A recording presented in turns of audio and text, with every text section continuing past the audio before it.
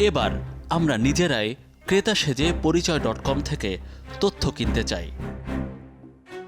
NID নম্বর দিতেই বেরিয়ে আসে সেই ব্যক্তির ছবি, নাম, ঠিকানা, পরিচয়।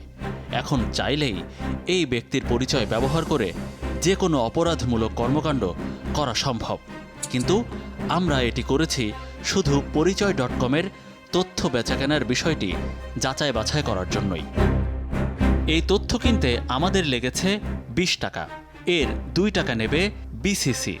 সেখান থেকে 1 টাকা চলে যাবে নির্বাচন কমিশনে, আর 18 টাকায় থেকে যাবে ডিজিকন গ্লোবাল সার্ভিসেস লিমিটেডের কর্ণধার জয়ের বন্ধু শরীফের পকেটে।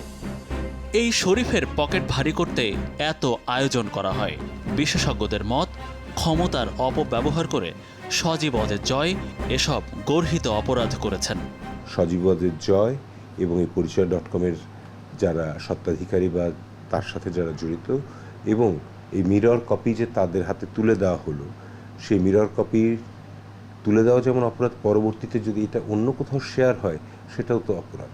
সো আমাদের পুরো ন্যাশনাল ডাটাবেস যেটা রয়েছে আমাদের জনগোষ্ঠীর, 12 কোটি হোক 13 কোটি যাই হবে, এই প্রত্যেকের কিন্তু এখন আমরা ঝুঁকির মধ্যে রয়েছি। রাষ্ট্রদ্রোহিতা হয়তো সজীব ওয়াজেদ জয় যিনি প্রথমে বিক্রি করছেন তার নামে আসতে পারে, ডিজিকনের যে নাম বলছেন তার নামে আসতে পারে, বাট যারা কিনেছে তাদের বিরুদ্ধে রাষ্ট্রদ্রোহিতা হবে না, কারণ তাদের কাছে অফার করেছে, তারা তাদের কাজের জন্য কিনে নিয়েছে।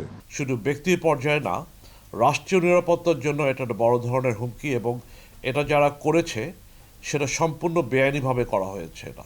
এটা কোনোভাবেই রাষ্ট্র এটা করতে পারে না। আমি যখন কোনো জায়গাতে আমার ব্যক্তিগত তথ্যটা দিচ্ছি, আমার ব্যক্তিগত তথ্য দেওয়া অর্থ হচ্ছে যে আমার তথ্যটা সংগ্রহ করছে তার দায়িত্ব এটাকে সম্পূর্ণভাবে সুরক্ষা করা।